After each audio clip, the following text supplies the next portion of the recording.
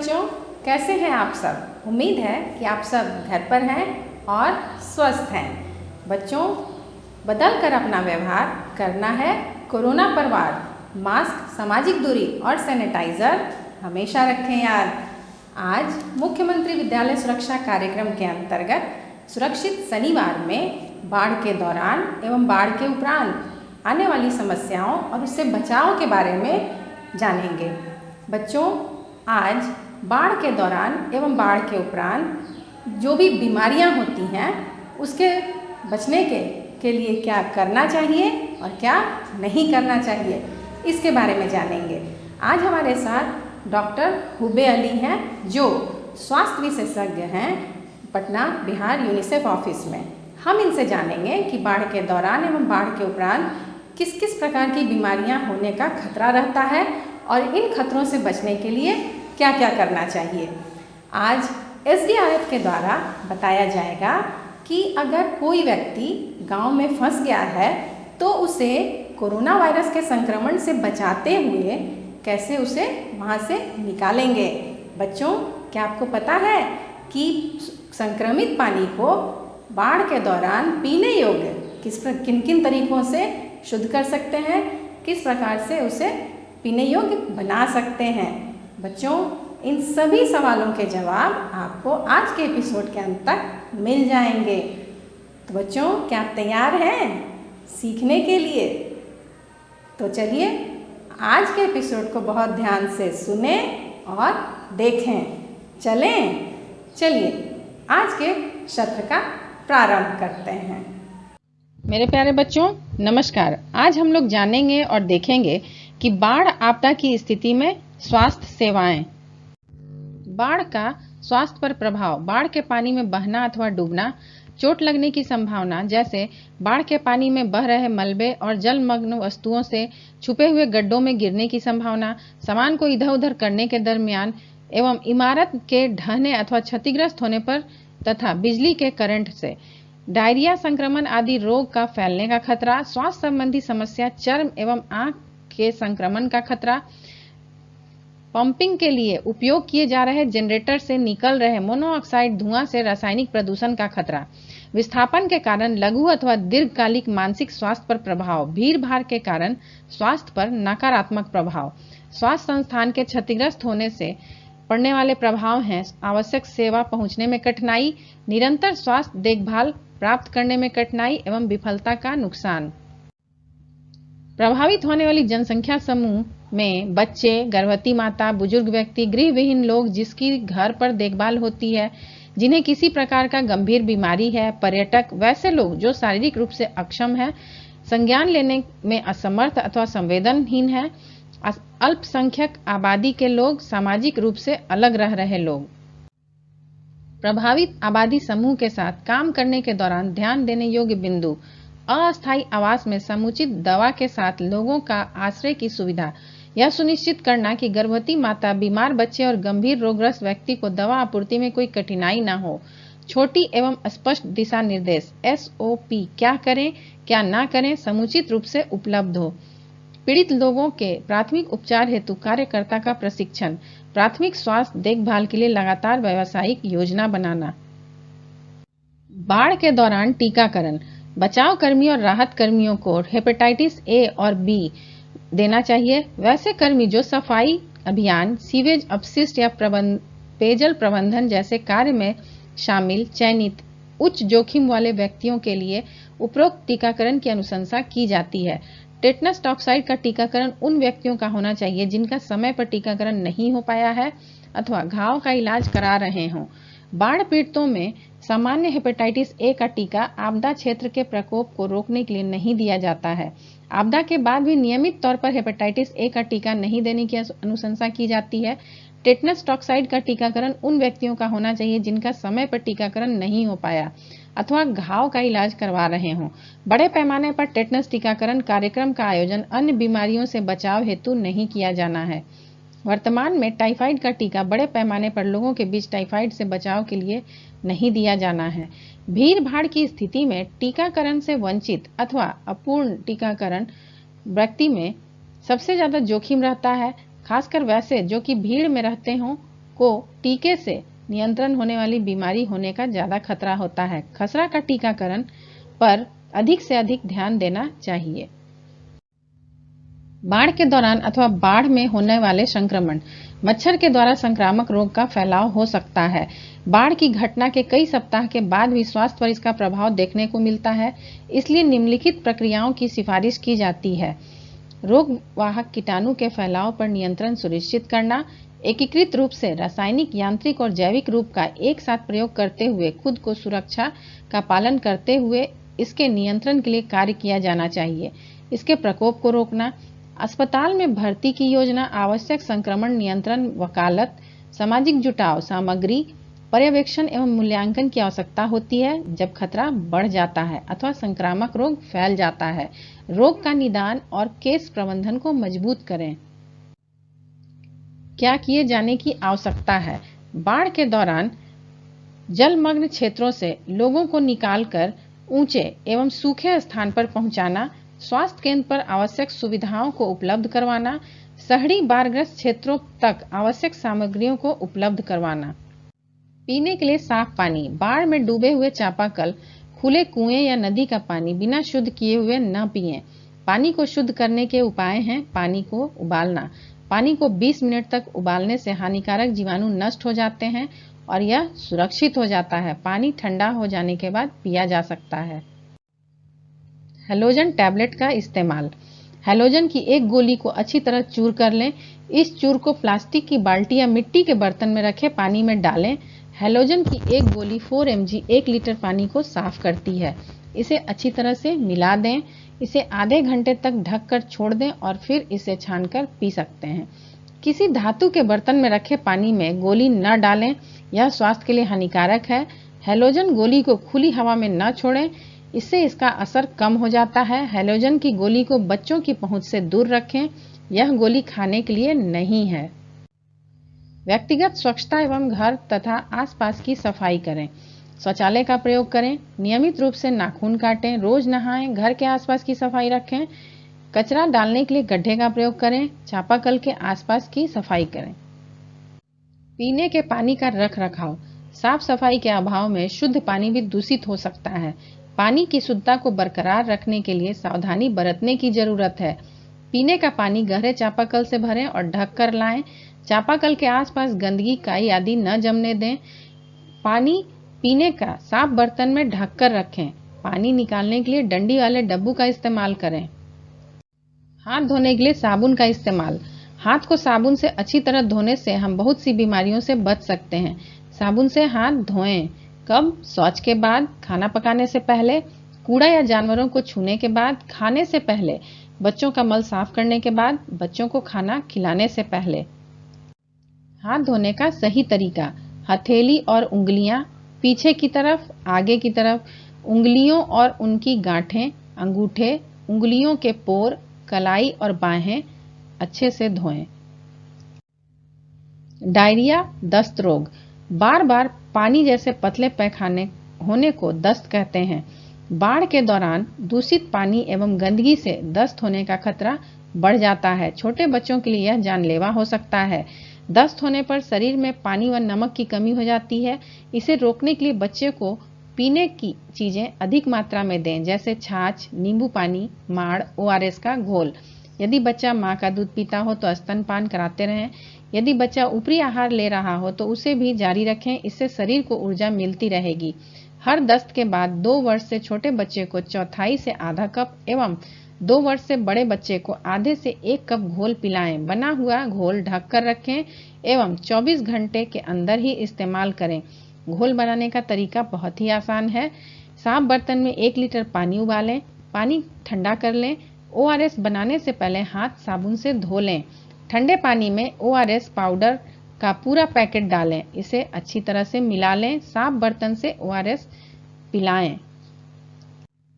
Pneumonia, pneumonia की रोकथाम के लिए सर्दियों में बच्चे को ऊनी कपड़े पहनाएं और जमीन पर नंगे पांव न चलने दें। नवजात के शरीर को कभी खुला न छोड़ें। LPG गैस स्टोव पर खाना बनाएं। घर में धुआं नहीं भरने दें। निमोनिया के लक्षण: खांसी का बढ़ना, तेजी से सांस चलना, सांस लेते समय छाती का धंसना, बुखार आना। दस्त और निमोनिया के लक्षण दिखते ही तुरंत आशा या एएनएम से संपर्क करें। बाढ़ के प्रभाव का आकलन करते समय स्वास्थ्य परिणामों पर विचार किया जाना चाहिए। स्वास्थ्य पर पड़ने वाले प्रभाव एवं उदाहरण: मृत्यु दर, डूबना, चोट लगना या हाइपोथर्मिया, हृदय गति के रुकने या सांस रुकना, संक्रामक रोग या सीधे तौर पर गंदा पानी, स्वच्छता और खाद्य सुरक्षा से जुड़ा है। कृंतक जनित रोग, छुआछूत रोग, सदिश जनित रोग, संक्रामक रोग, अधिक भीड़भाड़ से होने वाले रोग। चोट लगने की घटनाएं में डूबना, करंट लगना, मोच आना अथवा पंगु होना, जनरेटर से निकलने वाले विषैले गैस, रासायनिक द्रव का बहाव, जानवर का काटना या डंक मारना। मानसिक स्वास्थ्य में डिप्रेशन, अभिघात के बाद तनाव विकार, तीव्र स्नायु रोग। अन्य गैर संचारी रोग में मधुमेह, गुर्दे का खराब होना जैसे उदाहरण हैं, जो कि सीधे तौर पर लगातार इलाज कराने में बाधा, स्वास्थ्य संस्थान तक नहीं पहुंच पाना, लंबे समय तक रासायनिक बहाव। अन्य रोग और स्थितियां: पोषण संबंधी तनाव, यौन अथवा गैर यौन हमला, शिशु एवं मातृ मृत्यु दर। बाढ़ से स्वास्थ्य पर गहरा प्रभाव पड़ता है। इसका उचित प्रबंधन एवं उपाय कर हम इसके कुप्रभावों को कम कर सकते हैं। धन्यवाद। नमस्ते बच्चों, पुनः आपका स्वागत है। आज हमारे साथ यूनिसेफ बिहार पटना से स्वास्थ्य विशेषज्ञ डॉक्टर हुबे अली हैं। हम इनसे बाढ़ के दौरान एवं बाढ़ के बाद बच्चों की एवं महिलाओं के स्वास्थ्य पर पड़ने वाले प्रभावों के बारे में ढेर सारी बातें करेंगे। इस मुद्दे को विस्तार से समझने की कोशिश करेंगे। मेरा दूरदर्शन मेरा विद्यालय के सुरक्षित शनिवार के इस एपिसोड में सर आपका हार्दिक स्वागत है। सर, बाढ़ के दौरान एवं बाढ़ के उपरांत बच्चों को किस प्रकार की बीमारियां होती है और इसके होने की संभावना होती है, और जल जनित बीमारियां क्या होती हैं, यह कैसे फैलती हैं, बच्चों को उदाहरण देकर समझाएं। बाढ़ के पानी के कारण कई प्रकार की बीमारी होने का और चोट लगने का खतरा बना रहता है। बाढ़ का पानी जमा होने से यदि बच्चे गड्ढे में गिर जाते हैं तो उससे चोट लगना, या कांच अगर नीचे पड़ी हुई हो और उसके ऊपर पानी हो, उस पर चलने से चोट लगने का खतरा बना रहता है। बाढ़ में यदि इलेक्ट्रिसिटी के वायर नीचे गिर गए हो तो उससे करंट लगने का खतरा होता है। और इसके अलावा जो आपने पूछा है प्रश्न कि जल जमाव से होने वाली जो बीमारियां हैं, उसके अंदर एक तो बाढ़ के पानी के कारण अगर हम चापाकल का पानी पीने के लिए इस्तेमाल करते हैं बिना उसको उबाले या साफ़ किए, तो उससे दस्त या डायरिया होने का ख़तरा बना रहता है। आपने देखा होगा कि बाढ़ का पानी खींचने के लिए जहाँ पे पानी जमा हो जाता है, जनरेटर के माध्यम से पानी को खींचा जाता है।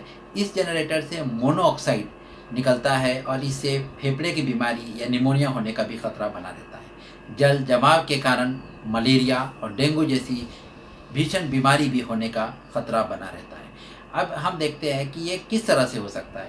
अगर छत पर जो आर्टिफिशियल चीज़ें हैं, टायर है, बाल्टी है, या जो कपड़े धोने का जो टैंक है या ओवरहेड जो टैंक होता है, अगर वो खुला रहता है तो ऐसे पानी में डेंगू के मच्छर पनपते हैं और ये डेंगू के मच्छर अमूमन दिन के समय में काटते हैं और इससे डेंगू का होने का खतरा बना रहता है। यदि बाहर गड्ढे हैं, नाले हैं, इसमें पानी रुकता है तो इन गड्ढों में रुके हुए पानी से मलेरिया के मच्छर वहाँ पर पनपते हैं और इन मच्छर के काटने से मलेरिया होने का खतरा बना रहता है। तो इन सब चीज़ों की सावधानी हमको रखना चाहिए बाढ़ के दौरान। बाढ़ आने के पहले बच्चों एवं महिलाओं को स्वास्थ्य के दृष्टिकोण से परिवार स्तर पर किस प्रकार की तैयारियां करनी चाहिए, इसके बारे में बताएं। ये आपका प्रश्न बहुत अच्छा है। परिवार स्तर पर बाढ़ आने के पहले से ही इसकी सावधानियां बरतनी जरूरी है। सबसे पहले जो हम पानी पीने के लिए प्रयोग करते हैं, उस पानी को हम अच्छी तरह से उबाल लें 20 मिनट तक। अगर हम चापाकल के पानी को भी उबालते हैं तो उसमें के जीवाणु, कीटाणु, विषाणु सब जो है मर जाते हैं। पानी को 20 मिनट उबालने के बाद उसको ठंडा करें। ठंडा करने के बाद इस पानी को एक स्वच्छ पतीले में रखें और इस पानी को 24 घंटे तक आप इस्तेमाल कर सकते हैं। दूसरा, बाढ़ के समय में क्योंकि पानी में बहुत से विषाणु कीटाणु उत्पन्न होने की संभावना रहती है, तो हैलाजॉन के जो टैबलेट्स मिलते हैं ये आपको अवेलेबल सरकारी इसमें कराए जाते हैं।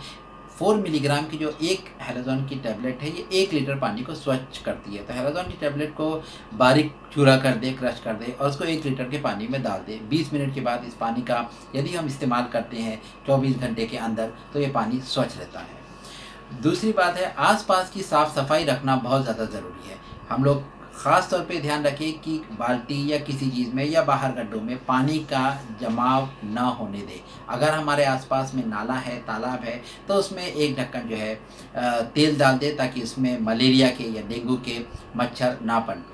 आसपास साफ़ सफाई रखना ज़रूरी है। चापाकल के इर्द गिर्द देखने में आता है कि बहुत ज़्यादा गंदगी रहती है, तो चापाकल के आसपास की साफ़ सफाई रखें। घर में अपनी साफ़ सफाई रखें। दूसरी बहुत ज़रूरी चीज़ ये है कि हम लोग अपने हाथ को बार बार स्वच्छ धोएं। शौच से आने के बाद, बच्चे का मल साफ़ करने के बाद, कूड़ा उठाने के बाद अपने हाथ को ज़रूर धोएं। और खाना खाने के पहले, खाना पकाने के पहले और बच्चों को खाना खिलाने के पहले अपने हाथ को सही तरीके से धोना बहुत ज़्यादा ज़रूरी है। तो पानी का साफ़ रखना, अपने हाथ का साफ़ रखना, अपने आसपास की साफ़ सफाई का ध्यान रखना और ख़ास तौर पे छत पर यदि कोई टायर है, कोई मग पड़ा हुआ है, कोई बाल्टी है, पुरानी टूटी क्यों ना रहे, उसमें पानी को ना जमने दें। आसपास की साफ़ सफाई रखें। अगर ये सावधानियां हम बरतते हैं तो बच्चे, महिलाएं, सबको जीवन जो है सुखी इसमें रहेगा। दूसरा, यदि घर में गर्भवती महिला है तो पहले से ही अपनी EDD, expected date of delivery कहाँ है, बर्थ प्लान जो है अपनी आशा कार्यकर्ता के साथ मिलकर बना ले। और बच्चे यदि 5 साल से छोटे हैं तो उनका टीकाकरण का कब दिवस आना है, यदि बाढ़ के कारण कोई टीका छूट जाएगा तो उस टीके को बाद में कब मिलेगा, ये सारी जानकारी आपको आशा बहन जी से मिल जाएगी। तो उनके साथ आप संपर्क में रहिए।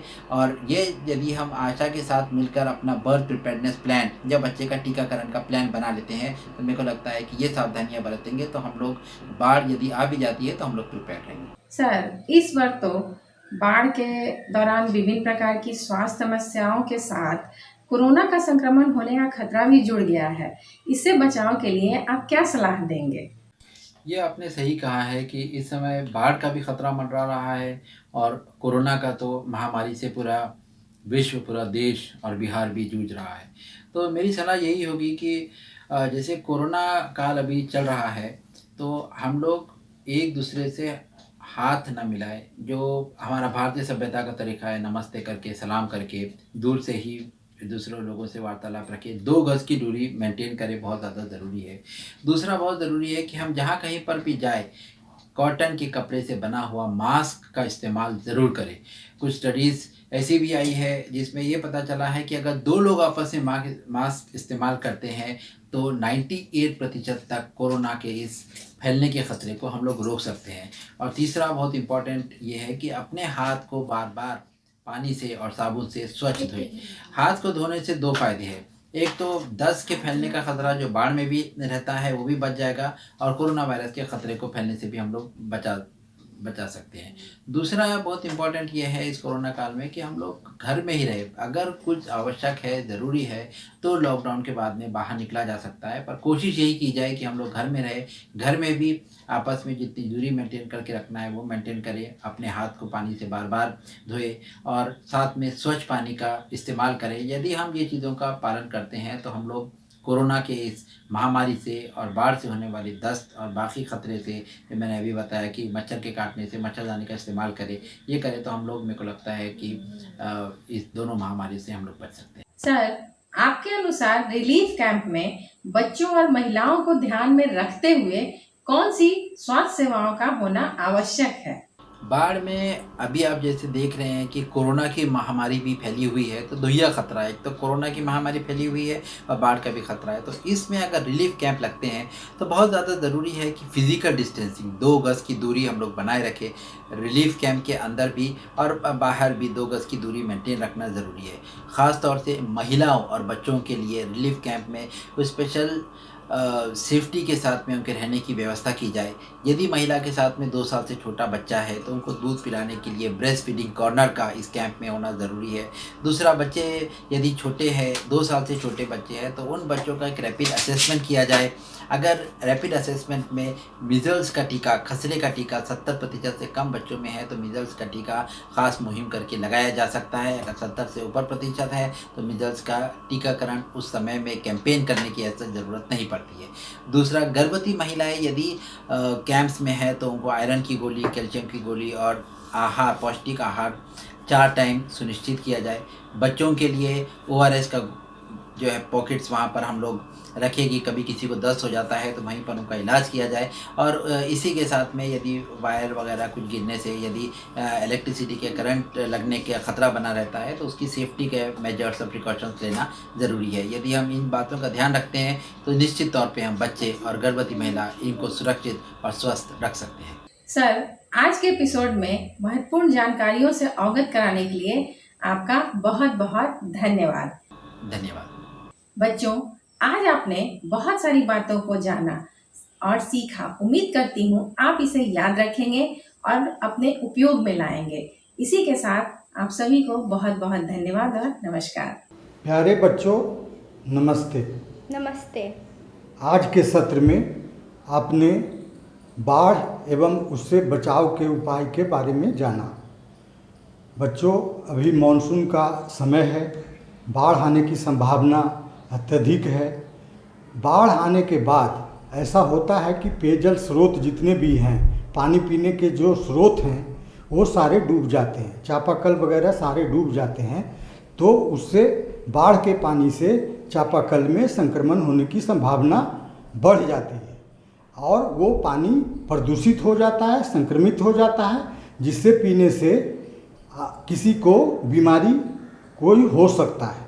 तो इसी को उस संक्रमित पानी को हम प्रदूषित मुक्त करने के लिए, संक्रमण मुक्त करने के लिए कुछ विधियों के बारे में आज बताएंगे, कुछ तरीकों के बारे में बताएंगे जिसका प्रदर्शन अभी हम करने वाले हैं। इसके लिए मुख्यतः 4 तरह की विधि है, 4 तरह के तरीके हैं जिससे आप स्थानीय स्तर पर इसका संक्रमण मुक्त, संक्रमित पानी को आप संक्रमण मुक्त कर सकते हैं। तो बच्चों, हम लोग इस प्रदर्शन को आगे देखें।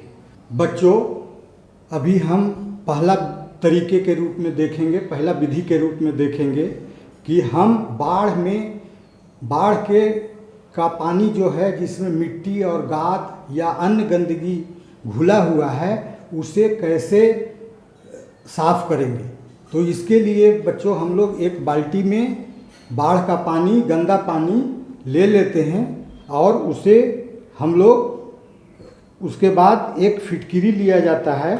आप लोग गांव में यूज होता होगा, फिटकिरी जानते हैं। ये फिटकिरी का ढेला है जिसको हम लोग एक धागे के सहारे बांध दिया है। आप देख रहे हैं कि एक धागे के सहारे बांध दिया है और इस फिटकिरी जो गंदा पानी बाल्टी में रखा हुआ है उसके अंदर इसको डाल करके 3 से 4 मिनट हम लोग चलाते हैं। तो आप देखेंगे, अब आगे देखिए कि कैसे इसको ओसियन को मैं दे रहा हूँ कि ये इसमें डाल के इसको चलाएगी। और उससे क्या होता है कि ये जब चलाते रहे, लेकिन इसको ध्यान रहे कि ये उतना ही देर इसको घुमाना है कि जितना देर ज़्यादा देर अगर घुमा देंगे इसको तो फिटकिरी घुल करके पानी में मिल जाएगा और पानी का स्वाद तीखा हो जाएगा। तो इसमें ये ध्यान देने योग्य बात है कि इसको ज़्यादा देर घुमाना नहीं है, 2, 4, 5 मिनट इसको घुमाते रहना है इसमें। तो आप स्वतः देखेंगे इसके बाद कि ये जो है इसकी गंदगी, इसमें जो मिट्टी और गाद ये सब घुले हुए हैं वो सब अंदर बैठ जाएंगे। और 15-20 मिनट इसको छोड़ दीजिए। उसके बाद इसे दूसरे बर्तन में आप उड़ेल लेंगे। तदुपरांत आप वो पीने योग्य पानी नहीं हुआ है अभी। क्यों? इसलिए कि इसमें से केवल मिट्टी और गाद ही अलग हुए हैं। इससे कीटाणु जो इसमें है, बैक्टीरिया और वायरस जो आए हैं बाढ़ के पानी के साथ, वो नहीं अलग हुए हैं, वो संक्रमण मुक्त नहीं हुए हैं। अब ये क्या हुआ है, केवल जो गंदा पानी लग रहा था वो केवल साफ हुआ है। तो अब इसको हम लोग संक्रमण मुक्त करने के लिए दूसरी विधि तरीके अपनाएंगे, तब जाकर के ये कीटाणु मुक्त होगा। बच्चों, आप लोगों ने देखा कि ये फिटकिरी घुमाया हुआ जो गंदा पानी था उसको अब हम वो सारी गंदगी नीचे बैठ गया, मैं इसको 10-15 मिनट के लिए छोड़ दिया और 10-15 मिनट के बाद मैं इस पानी को दूसरे बर्तन में उड़ेल रहा हूँ, दूसरे में पलट कर रख रहा हूँ। और ध्यान रहे इसमें कि जो नीचे का पानी है उसको हम लोग छोड़ देते हैं क्योंकि नीचे गंदगी बैठी हुई है। फिर भी आप अब ये पूरा पानी गिर गया, इसमें जो गंदगी थी वो इस बाल्टी के नीचे बैठ गया है और अब इसमें पानी तो आ गया है साफ, पानी हो गया है साफ जिसमें गंदगी नहीं है, लेकिन ये संक्रमण मुक्त नहीं हुआ है। अब संक्रमण मुक्त इसको करने के लिए हम इस पानी को दूसरी विधि अपनाएंगे ताकि इसमें जितने कीटाणु सब हैं जो बाढ़ के पानी के साथ आया है वो कैसे मर जाए, उसके लिए हम लोग दूसरे तरीके को अपनाएंगे। वो तरीका आप आगे देखिए। बच्चों, आप लोगों ने देखा कि मैंने फिटकिरी से कैसे बताया कि फिटकिरी से कैसे साफ़ हो सकता है पानी। उसके बाद वो फिटकिरी से साफ़ किया हुआ पानी को हम लोगों ने देख रहे हैं, जैसा कि चित्र में आप देख रहे होंगे कि हमने एक बाल्टी में लिया, लगभग इसमें 15 से 20 लीटर पानी है और एक जग में 1 लीटर पानी लिया। अब इसको हमें संक्रमण मुक्त करना है, इससे कीटाणु को मारना है। तो मारने के लिए हम लोगों ने 2 प्रकार के हैलोजन टैबलेट या क्लोरीन का टैबलेट जिसका उपयोग हम लोग करते हैं।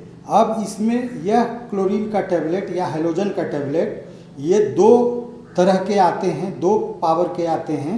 एक है 4 mg का, एक है 75 mg का। तो दोनों में देख रहे होंगे साइज में एक छोटा होता है, एक बड़ा होता है। ये हैलोजन टैबलेट है जो आप देख रहे हैं कि 2 अलग अलग साइज में है।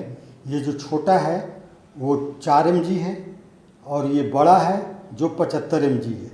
अब इसको हम लोग अलग अलग पानी जो है मात्रा में, अलग अलग पानी के मात्रा में इसका उपयोग करेंगे। बच्चों, जैसा कि हमने बताया था कि इस जो छोटा वाला टैबलेट है 4 mg का टैबलेट है उसको हम लोग 1 लीटर पानी में उपयोग करेंगे और इसको इस 1 लीटर के पानी में आप देख रहे हैं कि हम इस छोटे वाले टैबलेट को डाल दे रहे हैं। बच्चों, जैसा कि हमने बताया, एक छोटा टैबलेट को हम लोगों ने 1 लीटर के पानी में डाला। ये बड़ा टैबलेट जो 75 mg का है वो बड़ा टैबलेट है और इसको हम लोग 20 से 25 लीटर पानी में एक बाल्टी में इसको डालेंगे और थोड़ा देर छोड़ देंगे। डालने के बाद उसके बाद ये पानी संक्रमण मुक्त हो जाएगा, इससे कीटाणु मर जाएंगे और ये संक्रमण मुक्त होने के बाद इसको पानी पीने के लायक आप उपयोग में ला सकते हैं। बच्चों, अब हम लोग जिस पानी की गंदगी को हमने साफ कर किया फिटकिरी से, उसको अब संक्रमण मुक्त करने के लिए दूसरी विधि का हम लोग प्रदर्शन करने वाले हैं, जिसे आप ध्यान से देखें। दूसरी विधि में करते क्या है, एक कांच के बोतल में वो फिटकिरी से साफ किया हुआ पानी या बाढ़ का कोई साफ पानी जिसमें गंदगी न घुला हो, उसको एक कांच के शीशी में हम लोग ले लेते हैं और उसको क्या करते हैं कि उसका ढक्कन लगा करके बंद करके और उसको खुले धूप में हम लोग काले कपड़े या काले रंग का कागज़ कोई भी हो जो काला रंग का हो, जिसको सीधे ऐसे रख के हम लोग धूप की किरण जहाँ से पड़ती है वो भाग खुला रहे और उसको 7 से 8 घंटा हम लोग छोड़ देते हैं खुली धूप के सामने कि जो खुला वाला पार्ट है उसको ऊपर से सीधे धूप लगे। तो इस हिसाब से इसको 7-8 घंटा छोड़ देने के बाद ये संक्रमण मुक्त हो जाता है, जिससे इसके कीटाणु मर जाते हैं और ये 7-8 घंटे के बाद आप इस पानी को उपयोग कर सकते हैं बाढ़ के दौरान। बच्चों, अब जो विधि मैं बताने जा रहा हूँ वो सबसे आसान विधि है लेकिन बाढ़ के दौरान ऐसा देखा गया है कि जब लोग ऊंचे स्थल पे चले जाते हैं और वर्षा होते रहती है बराबर, उस स्थिति में जलावन का मिलना बहुत कठिन हो जाता है। गैस चूल्हे वगैरह नहीं लोग ले जा पाते हैं। इस वजह से ये विधि को करने में थोड़ी परेशानी आती है। ये विधि में करना कुछ नहीं है, ये बहुत आसान विधि है। इसमें गंदे पानी को या संक्रमित पानी को एक तसले या भगोना में उसको जमा कर लेते हैं और उसको चूल्हे पर खौला देते हैं। 100 डिग्री टेम्परेचर पर जब पानी खौल जाता है थोड़ी देर, उसके बाद उसको हम लोग उपयोग करने के लिए थोड़ा ठंडा होने के लिए छोड़ देते हैं। उसके बाद इसे उपयोग कर लेते हैं। यह सबसे आसान विधि है, लेकिन बरसात के समय में चूल्हा और जलावन का काफ़ी मुश्किल से मिल पाता है। इसी वजह से हम लोग इस विधि को अपनाने में थोड़ा परहेज करते हैं। तो बच्चों, ये सारा 4 विधि आपको बताया गया। जो चारों विधि बाढ़ के दौरान आप अगर ऊंचे स्थल पर घर से बाहर जाना हो तो ये 4 विधि को, अगर आपका पानी संक्रमित हो गया हो बाढ़ के पानी से, तो आप उसको साफ कर सकते हैं और शुद्ध पेयजल का उपयोग कर सकते हैं। तो बच्चों, धन्यवाद। फंस गए खेत में ऐसे मौसम में, आसमान में बादल देखो लगे गरजने। ए बच्चा पार्टी, ई का गुरु बने गा रहे हो? श्यामलाल चाचा ने पेड़ की शरण ली, घायल हो जाओगे पेड़ पर गिरी अगर बिजली। तो सर छुपाने की जगह ना मिले तो क्या करे? सर छुपाने के लिए मजबूत जगह ढूंढो, कुछ ना अगर दिखे तो बन जाओ गुरु, बन जाओ गुरु। जब भी बादल की गरज सुनाई दे और आसपास कोई मजबूत छत वाली जगह न दिखाई दे तो तुरंत कान पर हाथ रखकर और एड़ियों को जोड़कर बैठ जाएं और ध्यान रखें एड़ियां जुड़ी हुई हों। बिजली का खतरा ऊंचे पेड़, बिजली के खंभों, तारों और पानी में ज्यादा होता है, इसलिए इन सब से दूर रहें। तैयारी में ही समझदारी। राष्ट्रीय आपदा प्रबंधन प्राधिकरण द्वारा जनहित में जारी। बच्चों, आज आप लोगों को कोरोना के समय में बाढ़ आने के उपरांत बचाव कर्मी के द्वारा कोरोना संभावित संक्रमित व्यक्ति को कैसे बचाना है, इसके बारे में एक प्रदर्शन दिखाया जाएगा। इस प्रदर्शन में कोरोना के केस का जो टेस्टिंग होता है, वो टेस्टिंग की प्रक्रिया तो अस्पताल में होती है, लेकिन जो संभावित व्यक्ति हैं उनसे बचाव के लिए क्या क्या उपाय बचाव कर्मी को करना है, बोट को कैसे संदूषण मुक्त करना है, मास्क और जो पीपीई होता है उसको कैसे युक्त होना है, उपयोग के बाद कैसे उसे समुचित ढंग से उसका निष्पादन करना है, इन सभी विषयों पर आपको इस छोटे से प्रदर्शन में एसडीआरएफ के द्वारा जानकारी दी जाएगी। उम्मीद है कि बाढ़ के समय में अगर आपके गांव में या आपके रिलीफ सेंटर में अगर कोई व्यक्ति कोरोना का संभावित मरीज हो तो उसे इन्हीं सब तरीकों से उसका निष्पादन करेंगे। आइए भैया, आइए इधर आइए, इधर आइए, भैया इधर आइए, इधर आइए सर, आइए सर, इधर आइए, इधर आइए, बुलाइए बुलाइए भैया, पीछे वाला आइए सर, आप भी आइए सर। आ गए सर, लग रहा है कि अब हम लोग को ले चलेंगे।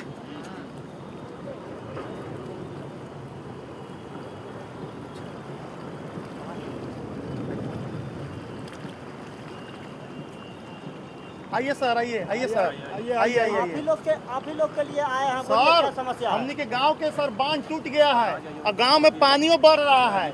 अब नहीं लेके चलिएगा हम लोग के तो सर हमने के गांव में पानी भर जाएगा। हमने ठीक है, आप लोग बैठिए, डूब जाएंगे सर। चलिए आप लोगों को सुरक्षित स्थान पे ले चलते हैं। फतवा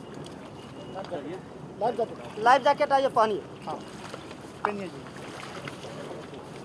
आइए सब कुछ नंबर से आइए।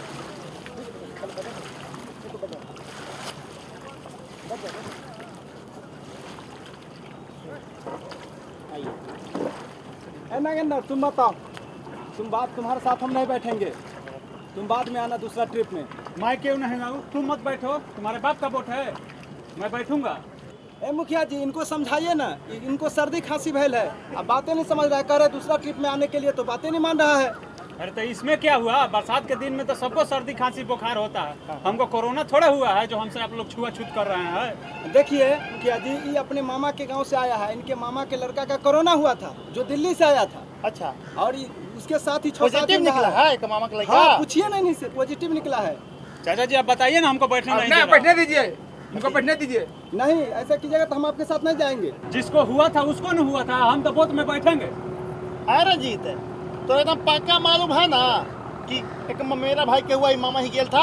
मुखिया जी आपको विश्वास नहीं हो रहा तो इन्हीं से पूछ के देखिए नहीं कि मामा के यहाँ गेल था कि नहीं गेल था, इनके मामा के बेटा का हुआ है कि नहीं हुआ है। मामा के शादी में गए हैं तो बहुत आदमी गया था, उस सबको नहीं हुआ, हमारे कोरोना हो जाएगा।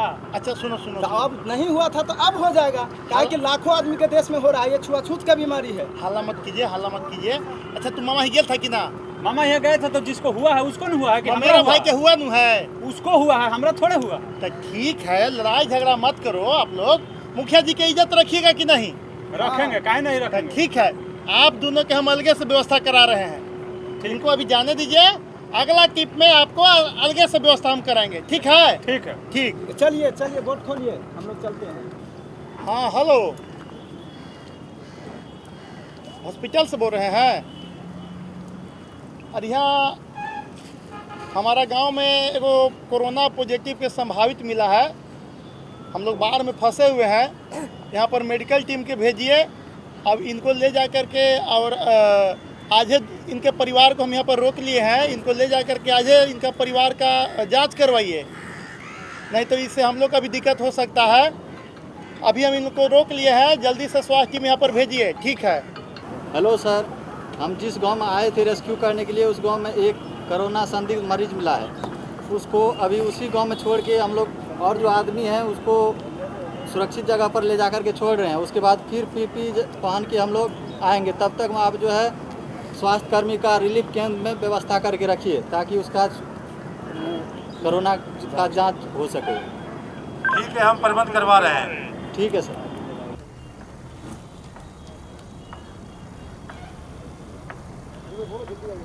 जल्दी आइएगा भैया, लेके जाना है इनको जल्दी, नहीं तो सौंसे गांव में फैल सकता हमने के।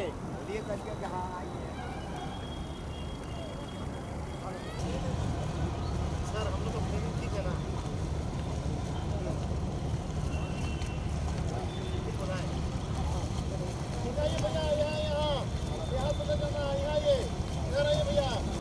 अभी आप देख रहे हैं कि एसडीआरएफ के बचाव कर्मी पूर्ण रूप से सुरक्षित संसाधनों से लैस होकर कर गांव में आए हैं जहां संक्रमित मरीज हैं। कोरोना के संक्रमित मरीज के साथ किस तरह से कार्रवाई की जाती है वो अभी आप देखेंगे।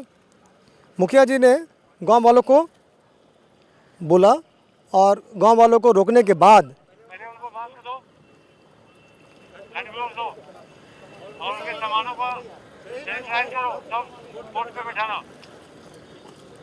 आप यहां देख रहे हैं कि पार्टी कमांडर ने एसडीआरएफ के कार्मिक को बोट में उपलब्ध मास्क और सैनिटाइजर तथा ग्लव्स संक्रमित और संभावित कोरोना मरीज को दिया और इनको पहनने के लिए कहा।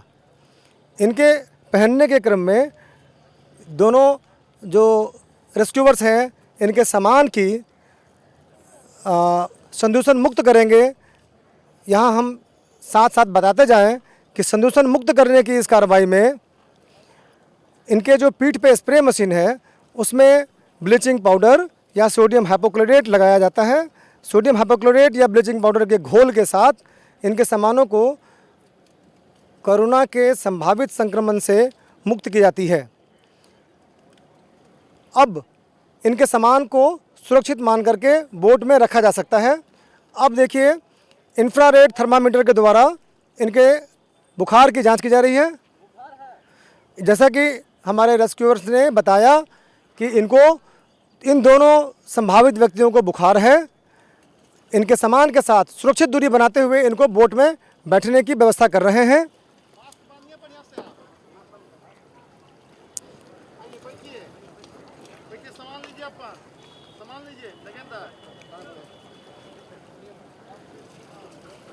मुखिया जी ने स्वास्थ्य कर्मी को इस कोरोना संभावित मरीज के बारे में बताया।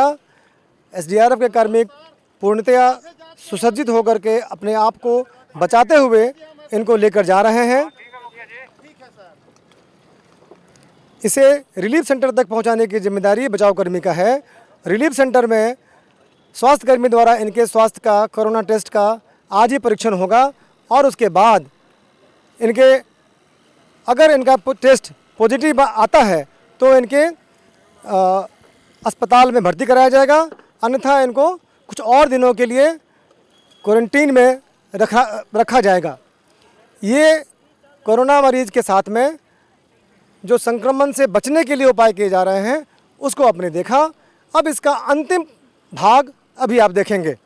अभी आप देख रहे हैं कि बाढ़ के दौरान कोरोना से संभावित संक्रमित व्यक्ति को कैसे सुरक्षित ढंग से निकाला जाता है और उसे रिलीफ कैंप में कैसे पहुंचाया जाता है।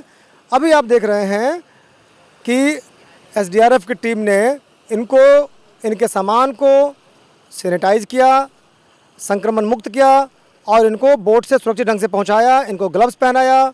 इनको बोट से उतारने के बाद अब एसडीआरएफ के कार्मिक अपने बोट को संक्रमण मुक्त करेंगे और इनको रिलीफ सेंटर में डॉक्टर के हवाले कर दिया गया। अपने बोट को संक्रमण मुक्त करने के लिए आगे की कार्रवाई आप देखिए। आप लोग देख रहे हैं कि एसडीआरएफ के कार्मिक ब्लीचिंग पाउडर या सोडियम हाइपोक्लोराइट के घोल से अपने बोट को पूर्णतः संक्रमित कर रहे हैं। अभी आप देख रहे हैं बच्चों कि एसडीआरएफ के बचावकर्मी संक्रमित संभावित मरीज जो कोरोना के थे उनको अपने गंतव्य स्थान पर यानी रिलीफ सेंटर में छोड़ने के बाद अपने आप को संदूषण मुक्त कैसे कर रहे हैं। इन्होंने सैनिटाइज़र लगाया। अब ये स्प्रे मशीन जो पीठ पर रखा हुआ है जिसमें सोडियम हाइपोक्लोराइट या ब्लीचिंग पाउडर के द्वारा संदूषण मुक्त करने की प्रक्रिया को अपनाते हैं, उसे उतारा। अब ये पहने हुए सारे पीपीई को बारी बारी से खोलेंगे और खोल करके उसे भी संदूषण मुक्त करेंगे।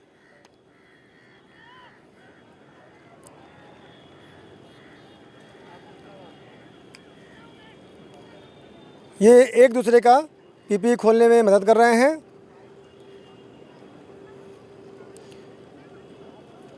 आपको ये बता दूं कि ये पीपीई कपड़े का नहीं बना होता है। ये कपड़े का ना बनकर पॉलीप्रोपिलीन का बनाया हुआ होता है जो नॉन वोवेन मटेरियल का है। नॉन वोवेन का मतलब होता है इसकी बुनाई नहीं की जाती है। तो पॉलीप्रोपिलीन का बना हुआ यह पीपीई कोरोना वायरस के संक्रमण से बचाव कर्मी को मुक्त करता है। अब ये शू कवर को भी खोल रहे हैं। शू कवर को खोल करके सभी को एक जगह पे रखा जाता है ताकि जब इनकी कोरोना से संभावित संक्रमण के बाद इसके बचाव को रोकने के लिए, इसके प्रदूषण को रोकने के लिए इसे नष्ट किया जाता है। नष्ट करने से पहले बार बार ये सैनिटाइज़र से या स्वच्छ साबुन से इसकी अपने हाथ की धुलाई करते हैं। अभी आप देख रहे हैं फेस शील्ड खोला इन्होंने, उसके बाद हेड प्रोटेक्शन खोला और हेड प्रोटेक्शन खोलने के बाद फिर ये सैनिटाइज़र से अपना हाथ धोएंगे।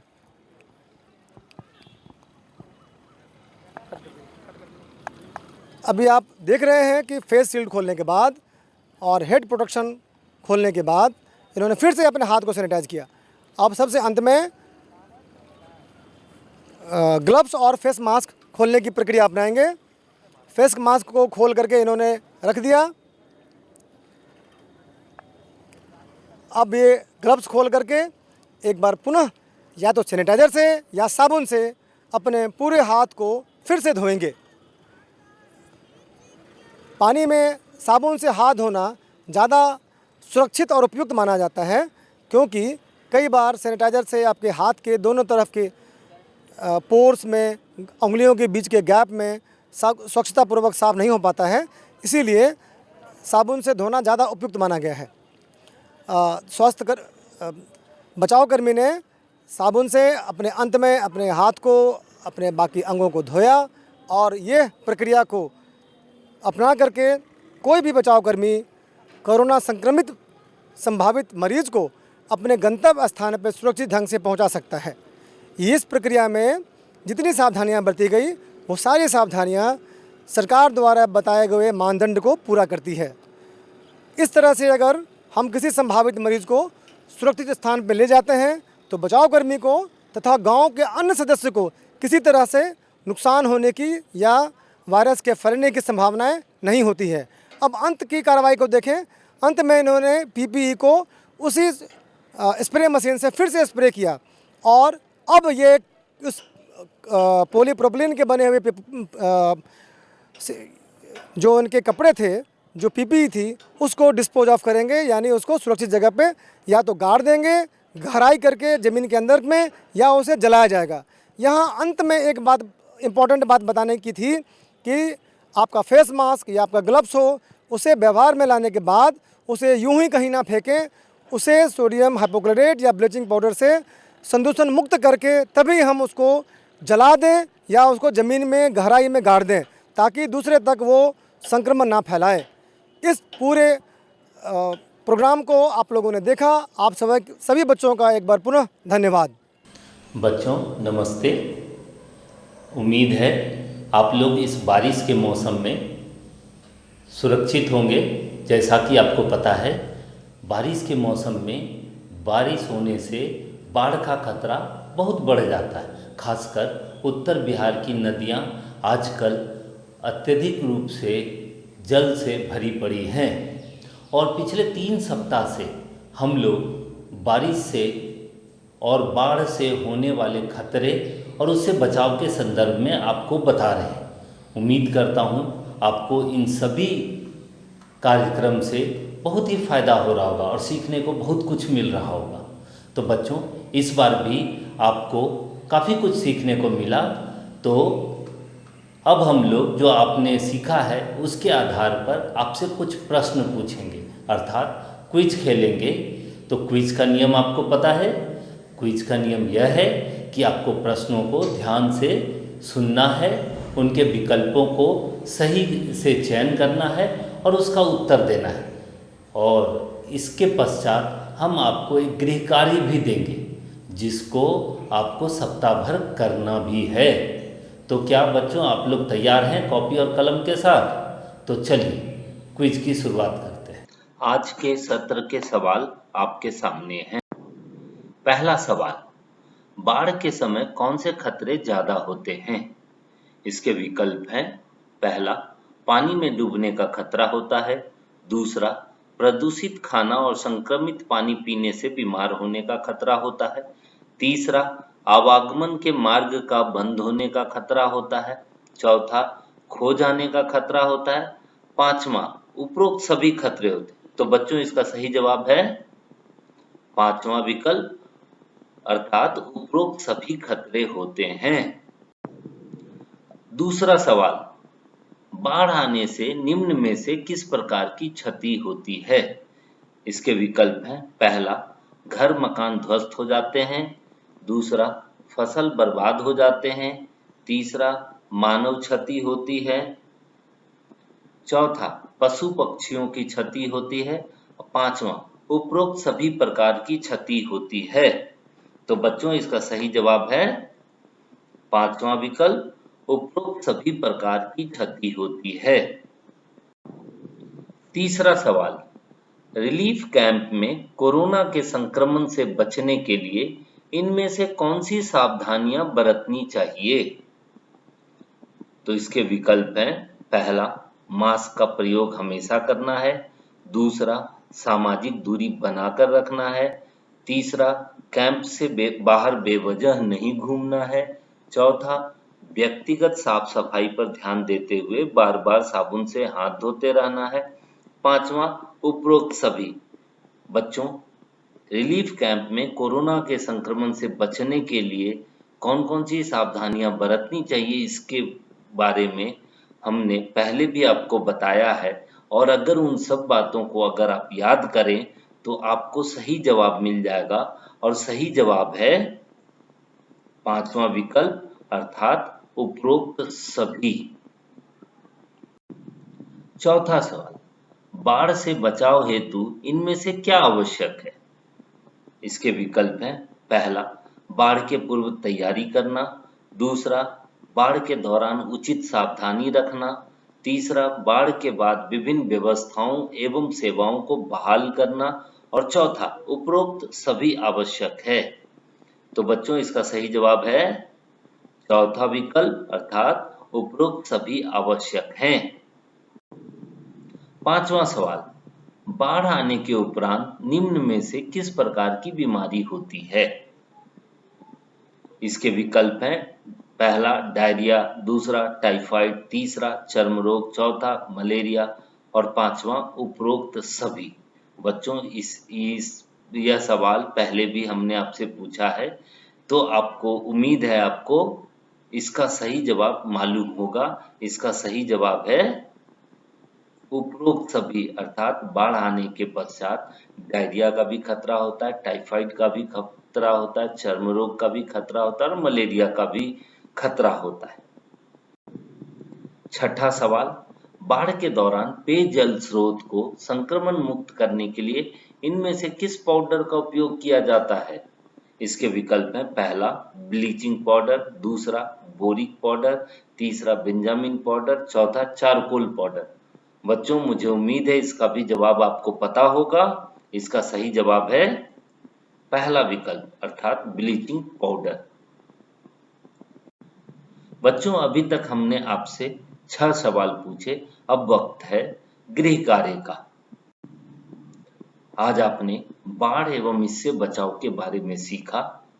अब आपको करना क्या है, इसे अपने माँ पिताजी, भाई बहन एवं अपने मित्रों तथा सहपाठियों को बताएं। साथ ही अपने परिवार के साथ मिलकर परिवार सुरक्षा किट एवं कोरोना किट तैयार करें एवं अपने घर के चापाकल के पानी को संक्रमण मुक्त करने का अभ्यास करें। तो बच्चों यह था इस बार का क्विज और गृह कार्य। अगले शनिवार को हम फिर मिलेंगे एक नए क्विज के साथ और एक नए गृह कार्य के साथ। तब तक स्वस्थ रहें, सुरक्षित रहें। गुड मॉर्निंग, नमस्कार बच्चों, आपको मेरा बहुत बहुत प्यार। जैसा हम सभी जानते हैं अभी बारिश का महीना चल रहा है और बाढ़ की स्थिति बनी हुई है। तो आज के इस एपिसोड में आपने बाढ़ के बारे में और उससे बचाव के विभिन्न तरीकों के बारे में जाना और सीखा। साथ ही बाढ़ के दौरान कौन कौन सी बीमारियां होती हैं और उनके संक्रमण से कैसे बचा जा सकता है ये भी आपने सीखा। आज हमारे इस सत्र में डॉक्टर हुबे अली जो कि पटना यूनिसेफ के स्वास्थ्य विशेषज्ञ हैं, उन्होंने हमें बाढ़ के दौरान होने वाले विभिन्न बीमारियों के बारे में बताया और उनसे हम अपने आप को कैसे बचा सकते हैं ये भी बताया। साथ ही एसडीआरएफ टीम के द्वारा बाढ़ के दौरान किसी भी फंसे हुए व्यक्ति को कैसे निकाला जा सकता है और उसे कैसे सुरक्षित स्थान पर पहुंचाया जा सकता है ये भी आपने जाना और सीखा। बच्चों आज आपने बाढ़ के दौरान किस तरह से किसी भी संक्रमित पानी को शुद्ध किया जा सकता है, उसे पीने योग्य बनाया जा सकता है, ये भी आपने देखा और सीखा। मुझे उम्मीद है बच्चों आज का जो क्विज था वो आपको बहुत रोचक लगा होगा और उसमें दिया गया होमवर्क जो आपको करना है वो भी काफ़ी महत्वपूर्ण है। तो बच्चों मुझे उम्मीद है आज आपको बहुत कुछ नया सीखने को मिला। बच्चों इसी उम्मीद के साथ मैं चाहती हूँ कि आपने जो भी सीखा वो आप अपने माता पिता, परिजनों, मित्रों और दोस्तों को अवश्य बताएं।